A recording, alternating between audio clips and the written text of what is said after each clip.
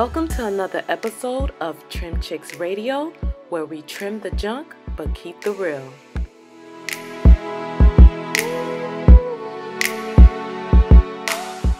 We are your hosts, Miss Melissa and Rose, and we will be live with you for the next hour.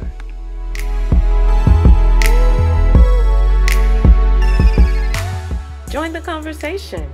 Dial 646-200-4053 and press the number 1.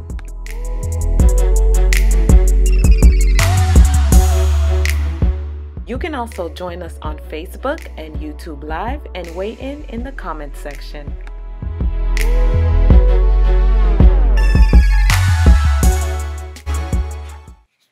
So today we are talking about travel. Yes, I'm here. All the difficulties. Okay, there we go. Got it? Tell them what we're talking about. Let's rewind. I know. Too much. Trying to start this all over, y'all. We've got a lot of craziness going on, but clearly we're excited and hyped about all the stuff we got going on with our businesses, with Trim Chix, with everything we got planning coming down the pipeline. Yeah. So things are a little hectic, but that's a good thing. That's where the chaos comes greatness, right? Yep. And it's hump day. Exactly. What are we talking about this week, Rose? Today we are talking about business travel. You know, your business owner or CEO or whatever the case may be, you have to travel for business. What are the do's and don'ts of traveling for business? What can you write off? What can't you write off? How to not get in trouble with the IRS? You know, all that other good stuff. What goes into planning to travel, especially if you're like me, you have all these kids, you know, it's a lot of work. So we're just going to get into it, take a couple calls. If you have any tips on how to make the process easier, faster, quicker, more cost effective, we will be opening up the lines to get your input on that. And if you want to join in the conversation, remember the number is 646-200-4053. That's the number you call in to listen. If you want to join the conversation with a comment or question, remember to press 1. So that's 646-200-4053, press 1. Another disclaimer I want to do before we get started. Rose and I give a lot of great advice and tips and what to do as business owners that have been in the game surprisingly as long as we have this. But we are not CPAs. We are not government issued like, oh, they said we could do this and it goes. We are not lawyers. We are not tax people. So by all means, challenge us. Go back, reconfirm. We do our research, so we feel confident that we're saying the right things, but you don't get us in trouble. And that is why some tips I'm going to just keep to myself because, you know, they be watching. Feds is watching. Right. And you know me. I'm a fool, so I'm going to let y'all know some of my tips that I do that I'm like, this is what I do. Say what you want. And then if anybody asks, I'll be like, they lying. Fake news. That's what it is. Yeah. All right. So it works for 45, so hey, it could work for you too. Exactly. My bad. I know we said we was not going to get into politics. Sorry. My bad. Scratch that. Let's get into it. Let's get into it. What's the first area? Well, how often do you travel, Rose? I would say it slowed down a lot this year just because of the move from Miami to North Carolina. But it was, I had some contracts that I had already signed that before I knew that for sure that I was moving. So within that first couple months of me moving to North Carolina, I think I went back almost every month. I think I went back almost like once a month or once every other month, just because, you know, we signed those contracts way before I even knew that, you know, this was for certain that we were going to be moving up north. So Right. Sometimes I flew, sometimes I drove. It just depended on how much time Right. I had, what was the most cost effective, and having children, I have to make the necessary preparations. So all those things plays a factor in how I travel.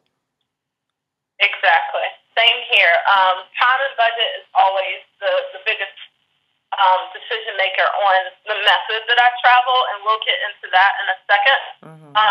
For me, especially nowadays with thanks to social media and people being more digitally aware, it's not uncommon to have clients and businesses that you're working with that you're not in the same region, area, time zone, anything with. So I travel quite a bit. And then being in DC, it's nothing to say, when people say, oh, I'm going on a business trip, it doesn't always have to be this overnight 10-hour drive that I'd have to do to get to Jacksonville, Florida. It can sometimes be, okay, I'm going to Philly, which is only like a 2.5, 3-hour drive for me. But if I'm going to do that drive, then I'm going to turn it into a business trip. Even if I'm just going up that morning and coming back that night, there's still travel plans that need to be made. So because I'm in DC, it's nothing to say, okay, let's go to Richmond, let's go to Philly, let's go to New York. I even sometimes look at going to Baltimore as a whole different thing, because that's just you're no longer in my direct serving area of the DMV. If you're not, if I have to make plans before I can just hop in my car and be there, I'm looking at you like a business trip. So that's what I wanted to ask you. What do you constitute as business travel? So like you said, Baltimore, that's what, an hour, 45 minutes from you? Yeah, it's an hour and 45 minutes. Anything that I do that because of that trip, I can't multitask like I normally would. So whereas, I'm meeting somebody who's also in DC or who might be just in Alexandria, Virginia, I can still do my DC business. I can still come back to my office. I can still do this and that. But if I go to Baltimore, first of all, most people who know me know one of the few perks that I take advantage of as being a business owner is I'm never in rush hour. So either I have to leave for Baltimore at 4 or 5 in the morning, or I'm leaving for Baltimore at like 10 in the afternoon after that rush hour traffic. And so if I'm leaving at 10, then I won't be able to go into my office for the rest of the day, because your day is shot. Yeah. Right, the day is shot. So I can't look at Baltimore as like, oh, it's no big deal, let's go right up there. Me going to Baltimore shoots out everything. Right. So for me, anything that takes me out of my office for a complete day is now like, I'm looking at that as a business trip. It's a travel thing. And that's part of the expense that you have to plug in. When you do all of your expenses, it's easy to forget about little details. One of those expenses is, what money could I be losing by not being there that day? So you got to plan that out. I have the marketing firm or whatnot, and that's what I travel for. But if I'm doing that, then I need to do it on a day that I can't be at the bakery, or else the expenses, I have to call somebody else in for a day that I normally would be at the bakery. So does that make sense? Am I saying that right? Yeah. Okay. Yeah. So yeah, that's what I consider travel area. And I think when you start your business and you're working on your business plan for your marketing part of it, you look at your direct serving area, and then you look at your travel outer area. So are you willing to, your direct clients are those ones that are right in your city, in your county, in your tri-county, but are you willing to drive an hour, 2 hours, 3 hours? Like you said, Rose, you have kids, so the planning is a little bit different than me without kids, who I'm like, as long as it makes sense, I'll get up and I'll do that 4-hour drive. Not a big deal. I'll throw my dog in the back seat. Let's go. So I think that's what I think people forget to think about their serving area when they're planning on the business plan, the very beginning foundation stuff. Or even if they did not think about traveling for work, when they do consider it or take on a project that requires it, I think they undercharge, just because it's, Yeah. lack of experience. They don't take into account everything that can happen. For me, I like to go like a day before, a whole day before. Yep. And I know that that's kind of like, why don't you just travel on that day? No, especially when it comes to weddings, it seems like Yep. everything goes wrong. Right. Everything can go wrong. You can miss a flight. The rental car, this happened to me before. The rental car, it just completely stopped on the road with me. I had to wait for the rental car company to come meet me, roadside assistance. That took like 6 hours. It was just a mess. So absolutely. If I'm going to meet with a client and it's a meeting, it's a consult, it's something like that, it's a review, yeah, I'll go up that day and I'll meet with you maybe that next morning or even that same day. But if it's an event, I am arriving to town and then I have a full day before the event and then I have the day of the event. And you're right, a lot of clients cost-wise will be like, oh, well, the event isn't that night, we can fly you in that afternoon. No. I need to be in there beforehand because everything is going to go wrong in some aspect, and I need to be there on the ground to fix it. And people don't realize that. And then in planning your event, like you said in the beginning, you underestimate costs because there's factors that you don't realize until you're in the game doing it, until you're actually going through those steps and blah, blah, blah. So I think the best way is for us to start talking about our travel experiences, and then let's start talking about, first of all, just the planning of it. And you touched on it a little bit when you said time and money is how you decide even how you're going to travel. Tell me what you mean by that, and I'll jump in with mine. So if I have enough time to drive, so like let's say the event is in, I don't know, Gainesville, Florida. That's a 6-hour drive. I'll jump in a car and I'll drive down there for 6 hours. In 6 hours, that's nothing. But let's say it's probably in West Palm Beach.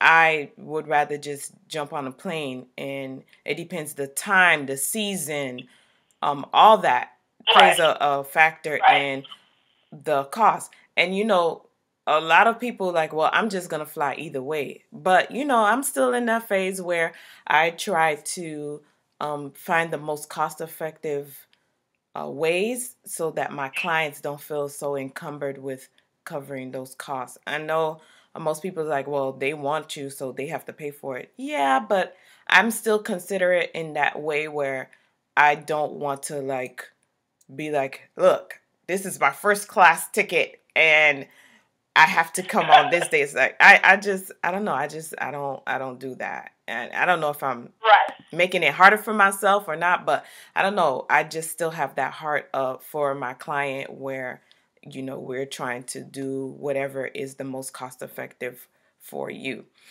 Then you have the factor of the children. I have 3 children. So and they're under 10.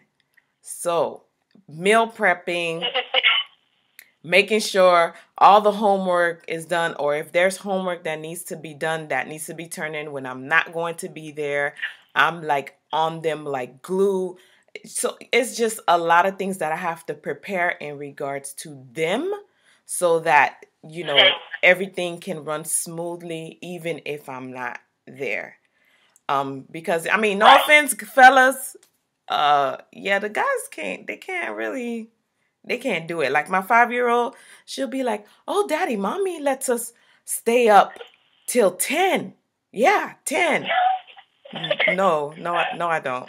So, sometimes if I have time, I'm calling Like, hey, make sure they go to bed, make sure they brush their teeth, make sure they do this, make sure they have. So we have to have our clothes out with shoes, the socks down to underwear, undershirt. Everything is all planned out so that everything can be smooth. There's like not a large disruption of how the household runs. So Right, absolutely. For me, it's kind of along the same thing that you said when it comes to time and budget. Um, the first thing I look at, of course, is budget, because sometimes the client is covering it, and sometimes that's a business expense I have to cover on my end. Especially, my Southern way kind of comes into me, and so like there's no client that I have that I haven't met with in person. I might not have met with them before they signed the contract, but at some point after they sign with me, I want to go out and meet with them and this and that.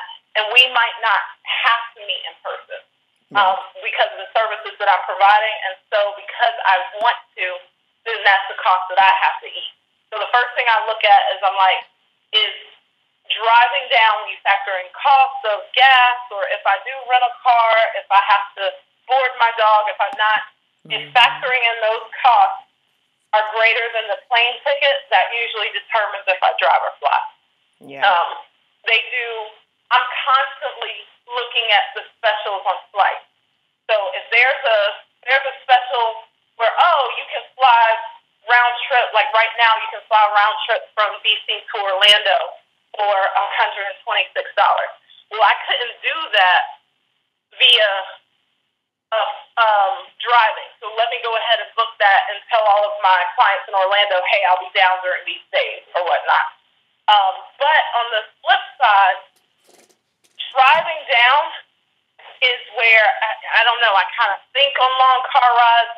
I schedule a ton of conference calls where I call back all these people that I've been meaning to call in the first place. I have my little tape recorder with me where I can record thoughts and ideas and new plans and strategies. I catch up on all of my great podcasts, so if you're traveling, that would be a good time to catch on over past episodes of Trim Chix. I'm just doing a shameful plug. So I kind of like that drive time, especially when it's a decent chunk. Let me drive to Nashville, so those 6 to 8 hours I can get so much done or whatnot in that car ride or whatnot. And then also, if you have a hectic time, that's the one time where you can be like quiet or listening to music, not being bothered. If you tell people ahead of time, hey, I'll be traveling that day, they just assume that you won't be reachable and you can just have a mental health peaceful moment for a day before the hecticness of when you arrive into town. So those are kind of my deciding factors when it comes to like you said, budget and time. And there are those times where it would be very easy for me to just drive down, but with how my schedule is when I hit the ground, I might have to go ahead and eat that flight cost because I need to get there quick and get running. Also, take into account that Union Station, our train is the same factor as driving. And when you have like Bolt bus, so for $25 you get on the Bolt bus, you can be in New York, but on the way up there you have Wi-Fi, you can type up reports, you can do presentations, you can do this and that. It's not a bad trade-off. So sometimes there's ways where those travel days can almost be a good admin and effective day. So I definitely don't mind all the travel that we're doing if you plan and prepare for it. Right. And don't forget that the numbers to join the conversation is 646-200-4053. Do we want to go to a commercial break or keep the conversation going? Let's go ahead and hit the commercial break. I just got word from our producers that there's a new feature when you go on Blog Talk Radio, and if you're listening from the site or whatnot, that there's now a chat room where you can post questions, ask questions, chat to other listeners that we have. And our producers are monitoring that, and they'll let us know any questions that you post and bring in. So we'll make sure to start posting that link for for this chat room and also to listen online on our website as well as on our Facebook and Instagram. So yeah, let's go to the commercial break, and when we come back, we'll have more to talk about when it comes to business travel. All right. Are you stressed out and feeling blue? Well, treat yourself. Go to Sweeter Hue, located at 1540 North Capitol Street Northwest in Suite 201 in Washington, D.C. Look for the pink door. Sweeter Hue. All right. This is forever.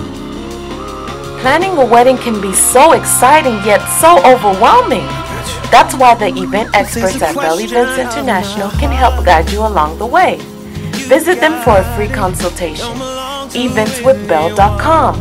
Eventswithbell.com. Your events should be stress-free. Let them help. You got it, baby, don't worry, I got plans for forever.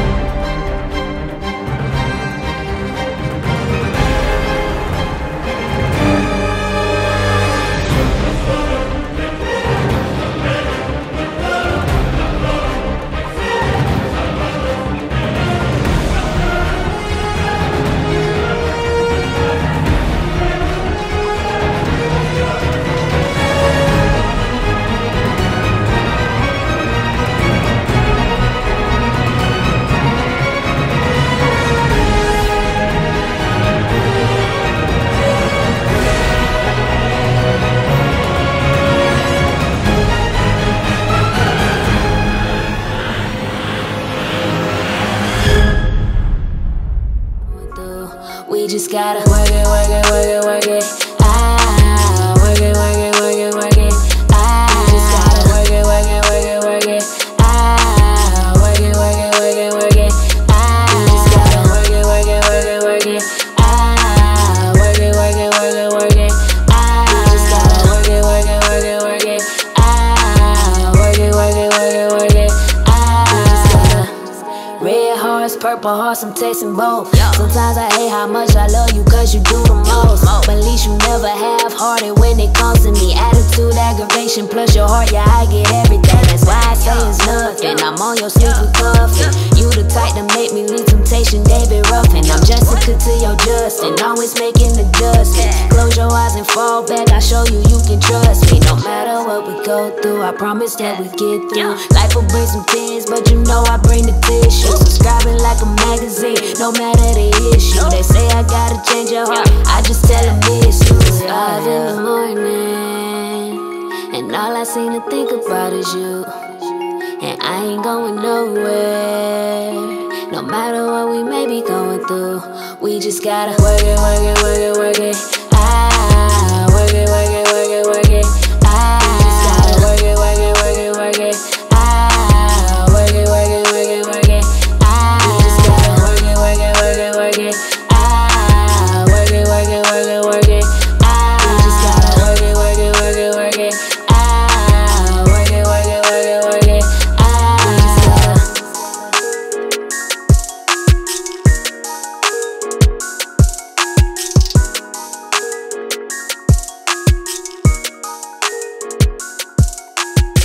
Bang bang, looky look.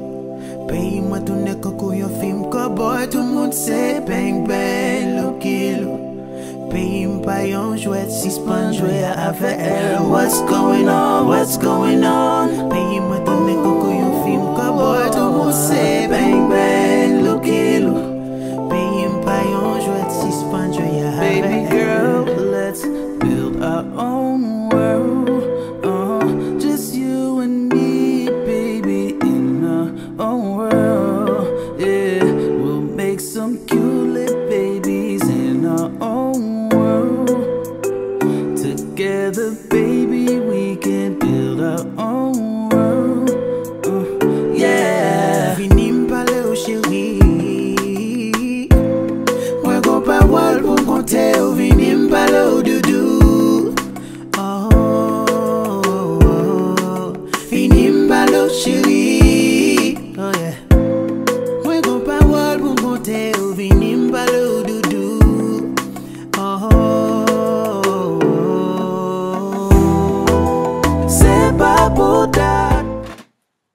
am here. Okay. Remember, if you want to listen in over the phone, the number is 646-200-4053. And to press 1 if you want to join the conversation via phone, or you can hit us on Instagram, Facebook, and Twitter. We actually have a Twitter DM that just came in, and it is directed to Rose. Ooh. It is a wedding planner in Arlington. She's new to wedding planning in Arlington. She, too, has quite a few out-of-town weddings. I think that's what she means, out-of-town weddings. She wants to know what is expected for them. How do you let your clients know that they're covering your travel? And do you make your own travel arrangements, or does the client make your travel arrangements? Okay, so first off, the client has to know that you are traveling outside of your area, your range that you service, and they have to agree that they are willing to pay the travel expenses associated with that. So that definitely has to be agreed upon upfront, so that it's all good. There's no issues, no drama. And then as far as the travel accommodations, I make my own and I just send them the invoice. So I'll prepay it and then just send them the invoice or the receipt so that they can pay that. The travel expenses are separate from the contract, just because if I book a plane ticket now, or if I book it 3 months from now, the price is not going to be the same. So I cannot, just come up with a magic number and be like, oh yeah, it's going to be this amount 5 months from now, And like I said, like, let's say I have to jump on a plane. I cannot purchase a plane ticket. I can't plan a plane ticket that far in advance, just because of the dynamics of my family life, which, I have to make sure that they're okay too.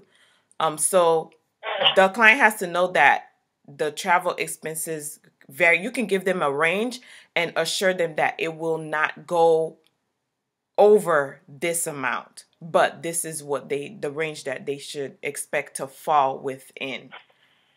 So if it's driving, like, let's say, like, it's something like driving from North Carolina to South Carolina, I know what to expect because I'll just jump in my car and the only thing associated with it is gas and tolls or whatever the case may be. But when it comes to if I have to travel from the Carolinas to Georgia to Florida to Texas, yeah, I can't.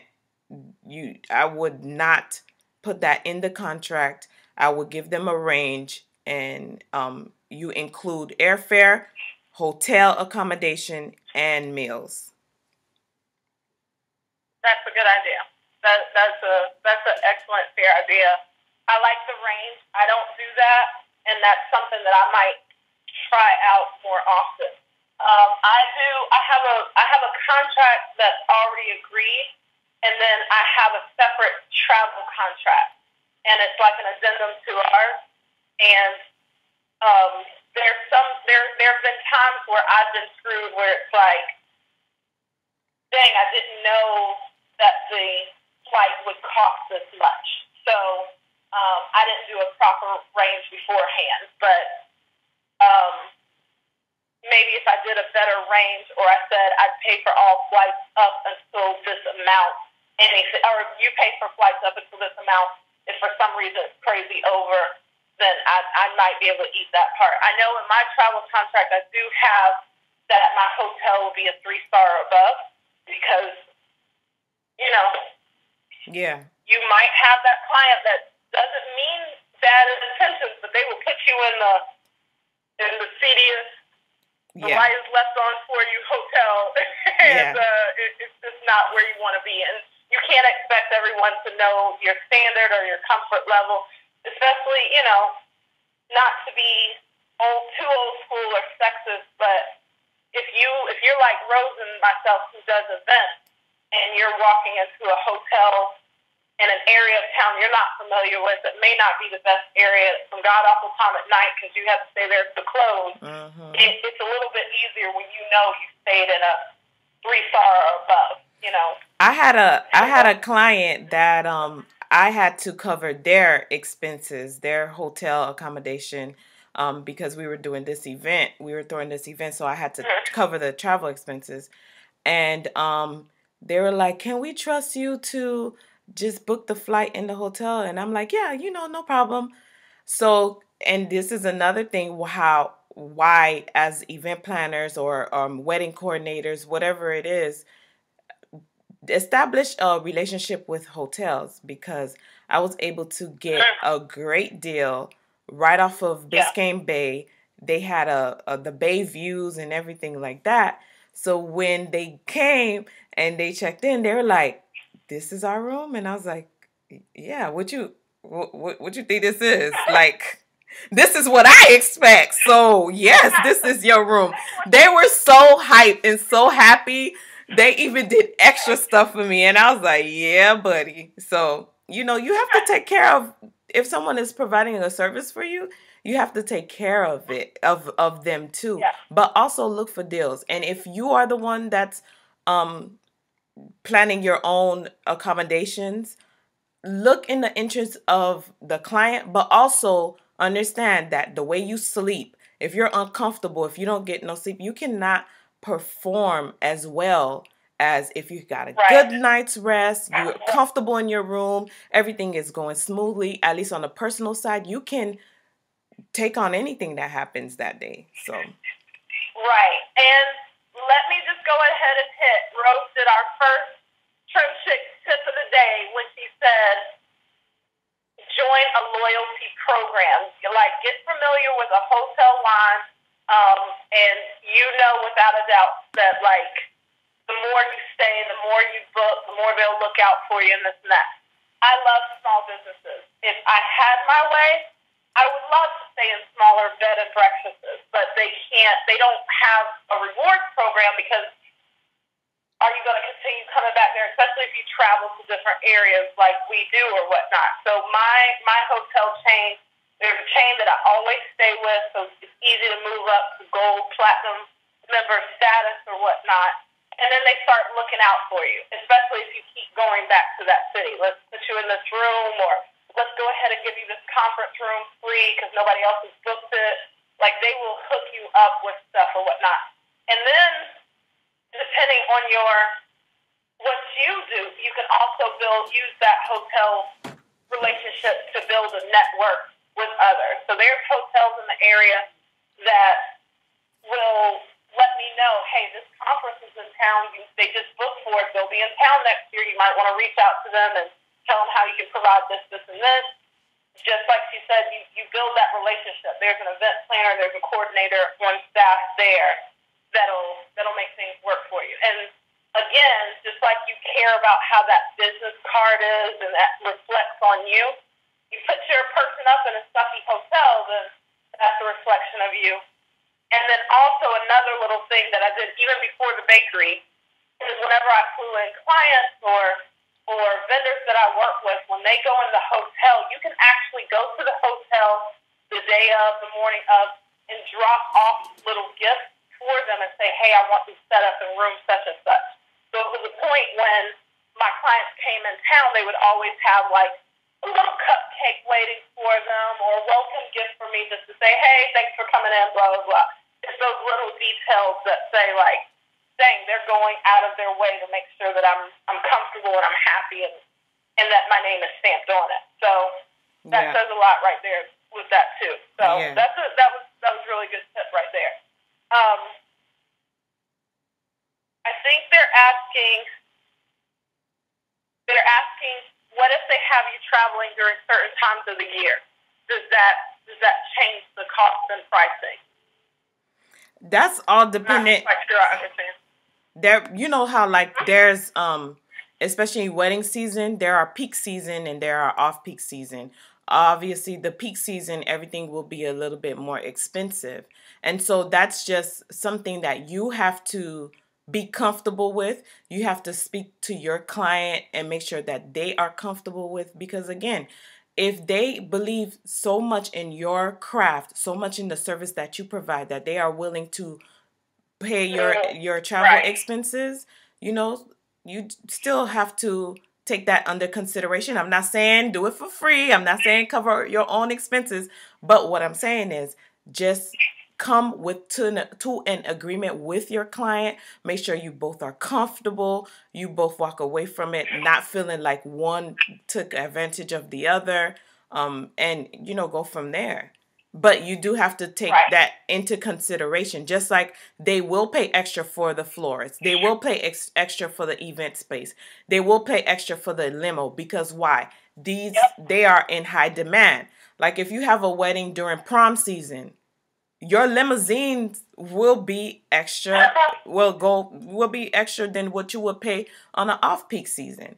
The venue space, because so many high schools are renting those venue spaces, and they have contracts with these companies, 10 contracts, like, okay, we're going to bring our prom here every year, you know. So it's kind of like, okay, the loyalty of the venue are to, because that's guaranteed money every year on the dot. So you just have to Right. kind of help your client navigate to, are you sure you want to do it in this season, and this is what comes with it. So you have to be very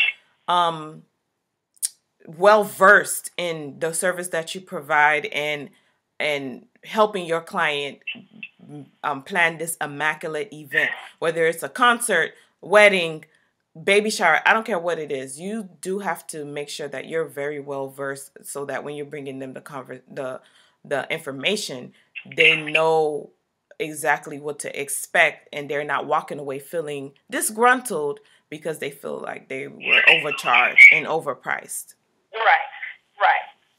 Now we're talking a lot about clients, but let's be real. When you first starting out, you gassing up your beat up cars, you're driving everywhere. So I know for me, I am super old school when it comes to mileage. I know there's a ton of cool apps. As I've been researching, getting ready, preparing for this episode, I found so many cool apps to keep up with your mileage, your business expenses, everything else, that I will try to test out and maybe do a blog review on some of them and see how they went. But I'm still very old school. I have a little notepad in my in my glove compartment. I pull out. Not the notepad. Yeah, I scribble down my starting mileage. I get started and I go. Because once I start that trip, it's not only the mileage to and from. It's all the driving around. I do that city. It's when I have to go up to the FedEx and make more copies. It's this and this. So then I just take the mileage afterwards, and then that's my trip. And then I have a log that I put it on, and then at the end of the year I total it up and blah blah blah. It's very, very old school. I grew up as a craft. Girl, that's not even old school. That's like ancient. You know, say what you want, but my mileage be on point. Okay, I just feel like when you have this like this habit, it sticks with me a little bit. And I grew up as a crafter kid. I grew up these festivals, these carnivals, these peach festivals all over the South. I had to travel every weekend with my mom. That was the business that she had, and that's how I watched her do it. When I got old enough, that was my job. She'd get in the car, she'd call out the number, I'd write it down. End of the trip, we pull in the driveway, she'd call out a number, I wrote it down. So that's been ingrained in me since I was 8. So that's how I do it. And I've had clients in the car with me when I've done my scribble, and they are cracking up laughing. They're like, you do know there's a better way. And I'm like, exactly. Exactly. I can't. This afternoon, I'm going to snap a little picture of my little mileage booklet, and y'all can mock me if you want, but I can tell you the mileage for everything I've done so far, 2017. So say what you want to. Rose, how do you do your mileage? How do you do your I do good old Google Maps because it keeps a history of your trips. So I put in my starting point, my ending point, Google Maps. It tells you everything. It tells you how to get there, how much miles you got, how much time it took. Like I don't have no time for no Easier? notepad. I can't do that.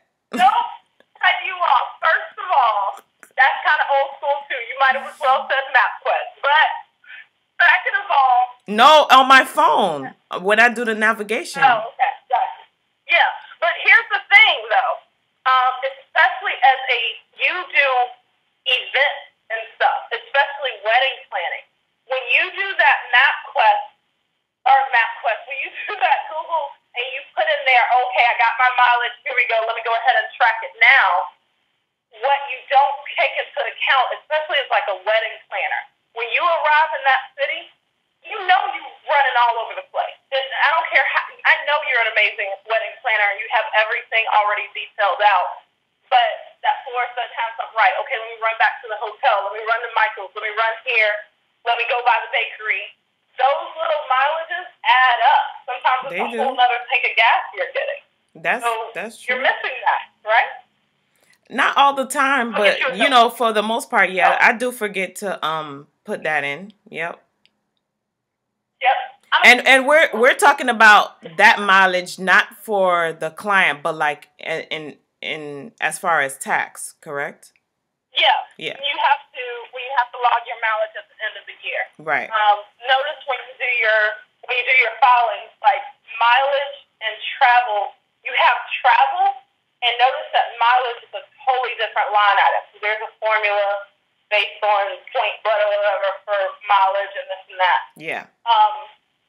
I know for me, if you have an assistant working with you, if you contract somebody out to do some stuff for you, I don't get into keeping up with others' mileage because that's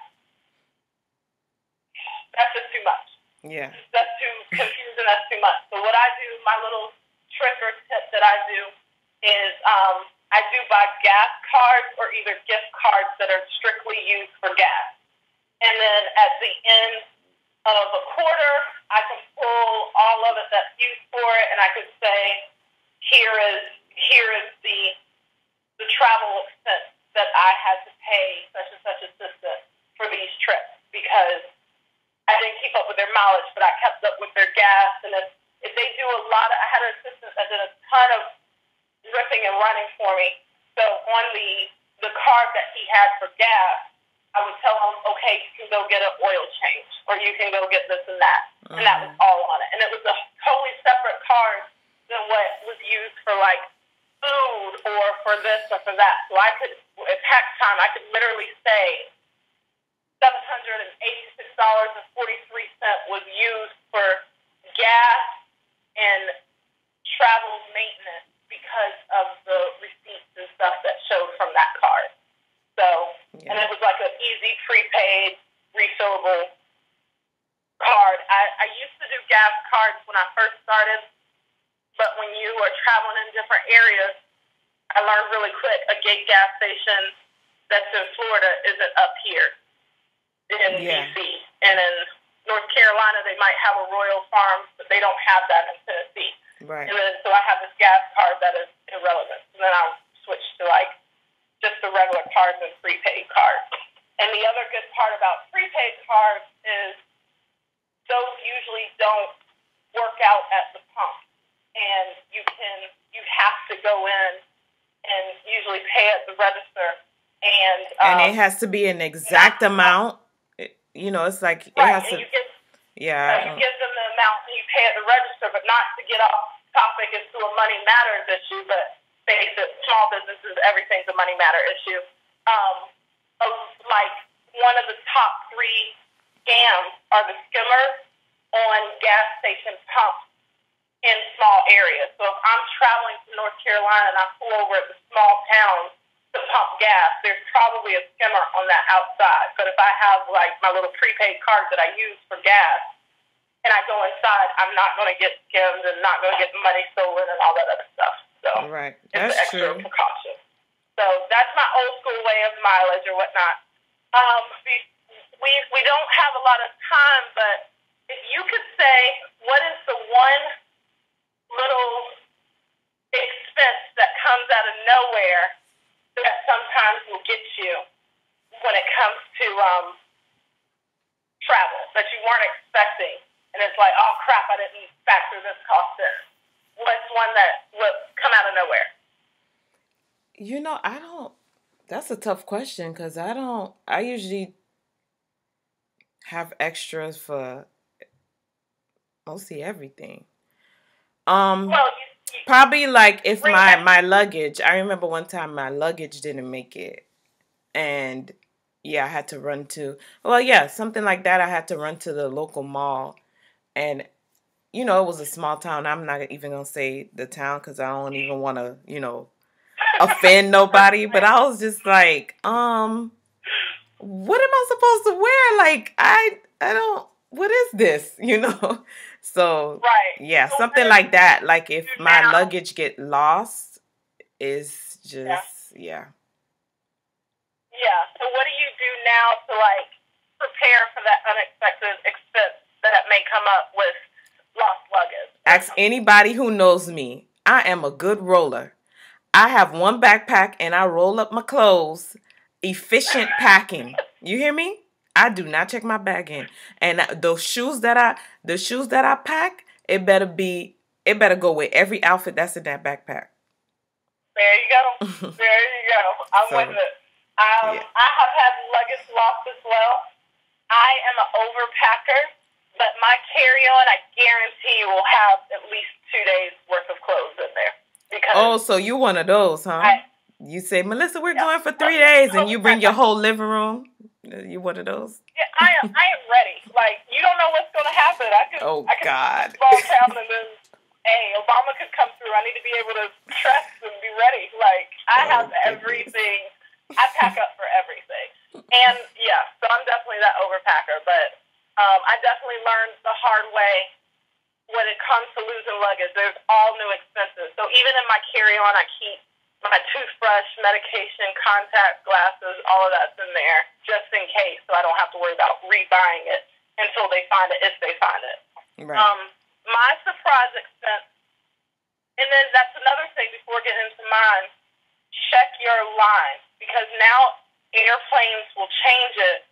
Some, they do one free one free check bag. Some, they're like none. Others will do 2, and then the prices for the check-ons are so different. So that's something people forget to especially if the client is paying your travel. So you're thinking like, oh, I'm good, and then you get there and they're like, that'll be $50 for this check bag, and you might not have been ready. Yeah. My surprise expense is the parking at hotels. It's ridiculous now. There's hotels that are charging $35 a night. So when I book my hotel, first thing I do is their free parking. And here is a tip that I have learned that I hope won't mess me up by saying this. But when you book on hotels.com, so I will book on hotels.com because I do travel a lot. Every 10 nights, you get a free room. They give you the room based on the average of the cost that you're traveling. So your free room isn't going to be a $40 hotel if you've been staying in $200 hotels. So, but when you use hotels.com, when you check in, you can go up to the desk and say, I went through hotels.com, but I still want the rewards points for this line. And they'll still give it to you.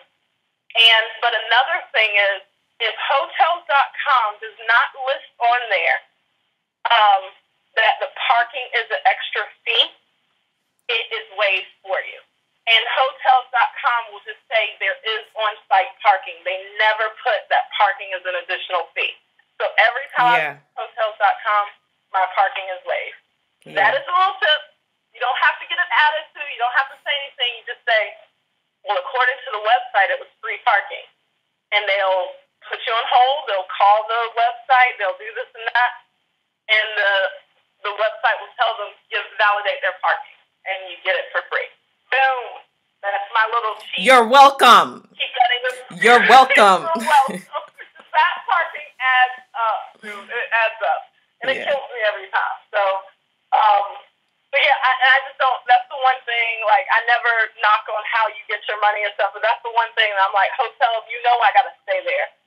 Do outside parking if you don't have a room. But if you have a room, let me park my car here. That's ridiculous. So I will get over on hotels.com. They're free parking loops.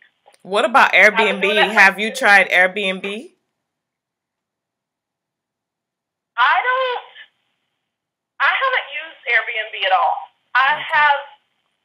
Well, let me say this. I haven't booked a room through Airbnb.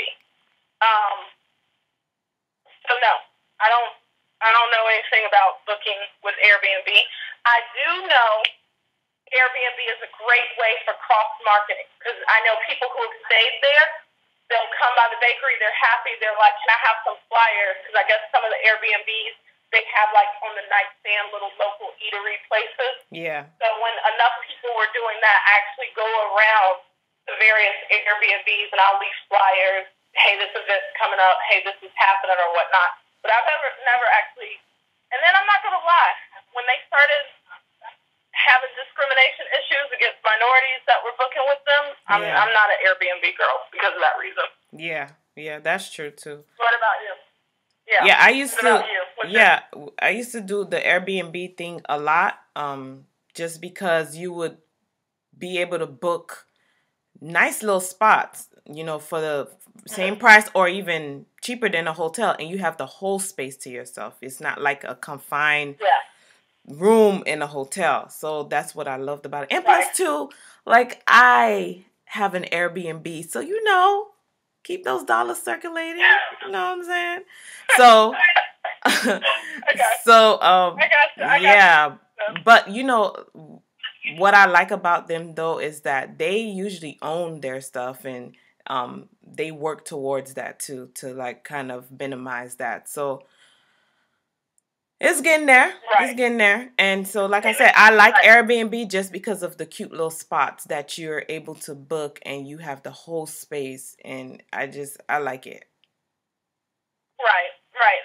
I definitely see the plus, especially if you did especially if you're going to be there for a minute. If I'm going to a city and I'm about to stay there for a week, I will I'll book a room at Hyatt Place, which is a little apartment. So you have a kitchenette of this and that. But people tell me all the time, so I can cook and that saves me money as far as food costs and this and that. But at the same time, people are like, why didn't you rent an Airbnb? Because then you could really save money because you could, especially if you're there for an extended time, like a week or so. And I don't know. You could wash your clothes. You could do. It's just, I don't know. I like it. Right. I got to work on getting over my fear and I need to go ahead and get over my Airbnb virginity thing that I haven't tried yet. Because like I said, I haven't booked it. And I do a lot of international travel. And from what I've heard, that is the way to go. Because then you're truly getting that local experience, this and that. I'm like, we'll see. Let me think about that. So either way on that. But no, I haven't tried Airbnb yet. Do you have any other tips that you want to give before we go to our get hyped the rant? Yes. If I say, Melissa, let's go grab lunch, do I pay or do you pay? Okay, this is not a nice way to say it, but we're going to keep it real, right? Trim the junk. Let's keep it real. I value all of my clients, but me covering the cost of food and this and that is eating into my profit. So I have a strong rule that if you are traveling to me, then I handle you when you get here. I take care of everything when you get here. When you get here, let's go meet for lunch, let's have this coffee, we're running around, we're doing this and that. I cover all of that. When I go to you, I expect you're hosting me and you're expect for you to cover it. However, clients don't all have that etiquette. So I come prepared to cover myself. And if I come to your city and you're hosting me, and then I realize you're the client that's not going to cover me, I'm not covering you either. We splitting that bill Dutch. When the waitress comes, I'm like, 2 tabs. I'll say it first because of this. So there's no. Yeah, keep that in mind. So proper. Listen, I'ma keep it real, all the way real. Right. Yes, if you are hosting in your city, it's the equivalent of inviting someone to your house for dinner and then telling them to get in the kitchen and cook. So if you are bringing a client in, if you do this and this, if you don't have it as a new business and you don't have it to cover them, don't take them somewhere where there's a path. Like, just be like, hey, I'll meet you at your hotel at like 10 o'clock so you can enjoy your continental breakfast. Hint, hint, get your coffee and eat before I get there because I'm not taking you to breakfast. Right. And find ways to get around it. But kind of prepare to cover that cost when you bring somebody in. If you're with them, you're hosting them, and you handle everything. If you don't want to take them to dinner that night, then make sure they're back at their hotel by 5:30 or 6. Right. And then the next morning when you meet with them, ask them, so what did you do for dinner? Or either, play it off. Hey, I'm going to take you back to your hotel. I wrote down a list of some great restaurants in the area that's nearby you. Check those out. I got to go to my kid's soccer game. Make up something. And there's no shame in it because that person now knows ahead of time, like, oh, I got this when I come in. But don't say, oh, I'll pick you up and we're going to go to dinner. And that client, that business owner that always has you up and covers you, I did have a client like that. Whenever I met with them, I covered the cost. So then when we traveled out of town together, twice it was to their city and other times it was to other cities, they were spoiled. So they leaned back like, oh, you got me. Oh, no, that's not how this works. And, there were some awkward moments. And then there's some times where I was nice because I noticed that you just eating that side salad and that. Rose, set them up. Go to commercial break before you do your rant. All right? Give them something to hold on to.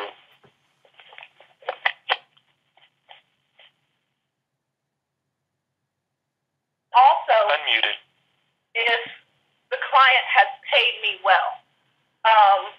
So if they're one of my big clients that's given me a hefty budget and they definitely know the value and the work of the services that I'm providing, I got them on their meals. And we're going some nice places because, I got it from. But yeah, that's my real of it. What about you? I mean, I feel the same way that you do. If you invite me or if I'm traveling to you and things like that, it's just the courtesy. But I always come prepared because you just never know. And I don't hold it against people. I don't hold it against people either because, they just probably don't know. But they're just starting out and they don't know. Yeah. Let's transition to one more commercial, and then we're going to come back to do our rant because we are running out of time. That's right. So remember, we're going to come back, but if you're still listening, the number 646-200-4053. We'll be right back. We'll be right back. Ma patient c'est pas pour date. Ma baby, c'est pas pour date. Ma patient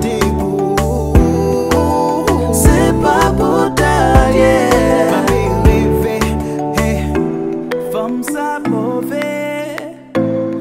ça mauvais, yeah, mauvais yo, mauvais yo. Femme ça mauvais, femme ça li mauvais, oh yeah, mauvais oh, mauvais oh. Moi besoin clairer dans système moi, a bouger mix pour m'ka danser, mauvais moyen chéri à moi, pour m'ka mener wale la caille à moi.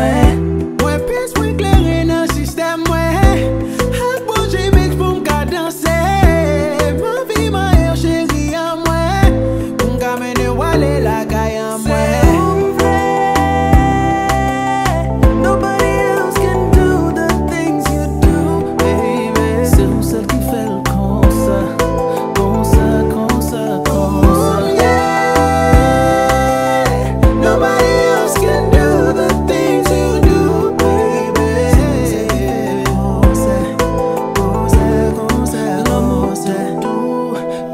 ça c'est l'amour doudou.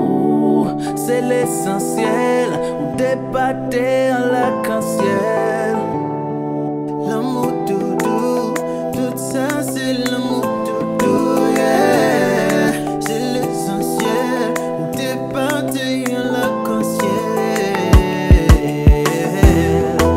I'm looking for my rebound chick. Girl, could you be it? I'm not looking for love, love, love, love, love. Oh, looking for my rebound chick. Ooh, girl, won't you be it? Yeah. Not looking for love, love, love, love, love. Sugar, sugar, la la. What am I saying? Chocolat. Sugar, sugar, la la. What am I saying? Chocolat. Sugar, sugar, la la. What am I saying? Chocolat.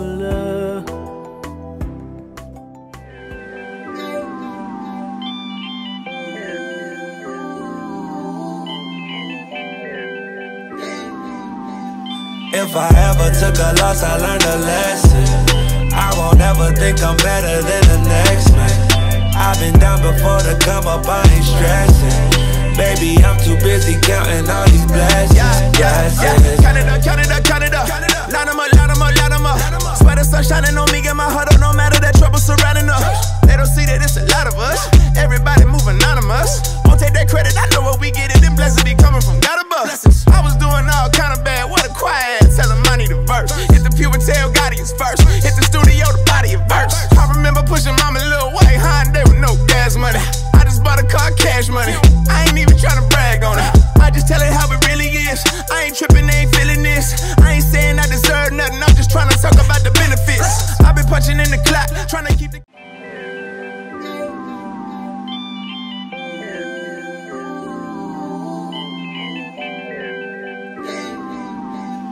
If I ever took a loss, I learned a lesson. I won't ever think I'm better than the next man. I've been down before to come up, I ain't stressing. Baby, I'm too busy counting all these blessings.